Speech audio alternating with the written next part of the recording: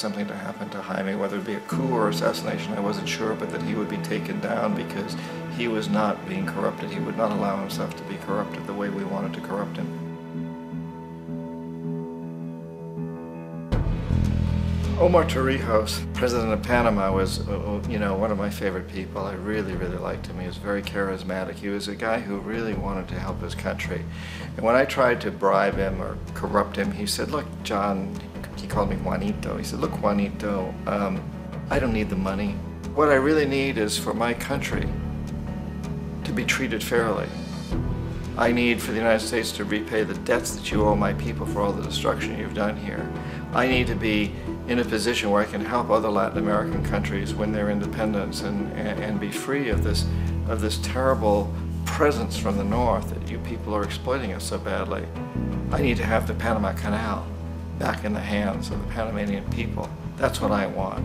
And so, leave me alone. Don't try to bribe me." It was 1981, and in May, Jaime Roldos was assassinated. And Omar was very aware of this. Torrijos got his family together and he said, "I'm probably next, but it's okay because I've done what I came here to do. I've renegotiated the canal. The canal will now be in our hands." He just finished negotiating the treaty with Jimmy Carter. In June of that same year, just a couple of months later, he also went down in an airplane crash, which there's no question was executed by CIA-sponsored jackals. Tremendous amount of evidence that one of Torrijos' security guards handed him at the last moment as he was getting on the plane a tape recorder, a small tape recorder that contained a bomb.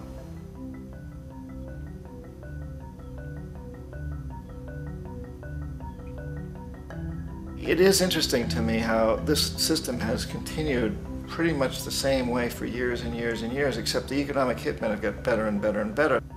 Then we come up with, very recently, what happened in Venezuela. In 1998, Hugo Chavez gets elected president, following a long line of presidents who had been very corrupt and basically destroyed the economy of the country. And Chavez was elected amidst all that. Chavez stood up to the United States, and he's done it primarily demanding that Venezuelan oil be used to help the Venezuelan people. Well, we didn't like that in the United States. So in 2002, a coup was staged, which there's no question in my mind, and most other people's minds, that the CIA was behind that coup.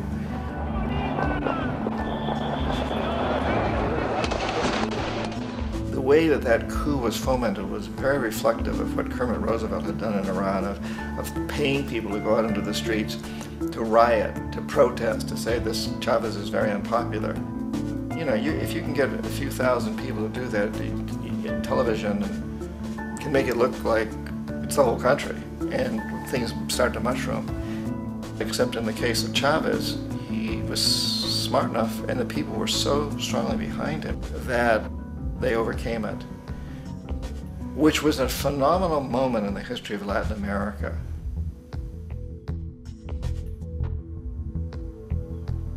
Iraq actually is a perfect example of the way the whole system works. So we economic hitmen are the first line of defense. We go in and we try to corrupt governments and get them to accept these huge loans, which we then use as leverage to basically own them.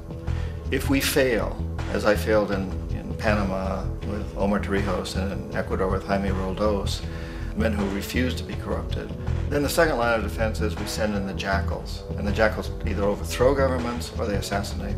And once that happens and a new government comes in, and boy, it's going to toe the line because the new president knows what will happen if he doesn't. In the case of Iraq, both of those things failed. Economic hitmen were not able to get through to Saddam Hussein. We tried very hard. We tried to get him to accept a deal very similar to what the House of Saud had accepted in Saudi Arabia, but he wouldn't accept it. And so the jackals went in to take him out. They couldn't do it. His security was very good. After all, he had one time worked for the CIA. He'd been hired to assassinate a former president of Iraq and failed, but he knew the system. So in '91, we send in the troops and we take out the Iraqi military. So we assume at that point that Saddam Hussein is going to come around. We could have taken him out, of course, at that time, But we didn't want to. He's the kind of strong man we like. He controls his people. We thought he could control the Kurds and keep the Iranians in their border and keep pumping oil for us. And then once we took out his military, now he's going to come around. So the economic hitmen go back in the 90s without success. If they'd had success, he'd still be running the country. We'd be selling him all the fighter jets he wants and everything else he wants. But they couldn't, they didn't have success. The jackals couldn't take him out again, so we sent the military in once again, and this time we did the complete job and took him out, and in the process created for ourselves some very, very lucrative construction deals. We had to reconstruct a country that we'd essentially destroyed, which is a pretty good deal if you own construction companies, big ones. So, you know, Iraq shows the three stages. The economic hitmen failed there, the jackals failed there, and as a final measure, the military goes in. And in that way, we've really created an empire, but we've done it very, very subtly. It's clandestine. All the empires of the past were built on the military, and everybody knew they were building them. So the British knew they were building them, the French, the Germans, the Romans, the Greeks. And they were proud of it, and they always had some excuse like spreading civilization, spreading some religion, something like that. But they knew they were doing it. We don't. The majority of the people in the United States have no idea that we're living off the benefits of a clandestine empire, that today there's more slavery in the world than ever before. And then you have to ask yourself, well, if it's an empire, then who's the emperor? Obviously, our presidents of the United States are not emperors. An emperor is someone who's not elected, doesn't serve a limited term, and doesn't report to anyone, essentially. So you can't classify our presidents that way. But we do have what I consider to be the equivalent of the emperor, and it's what I call the corporatocracy.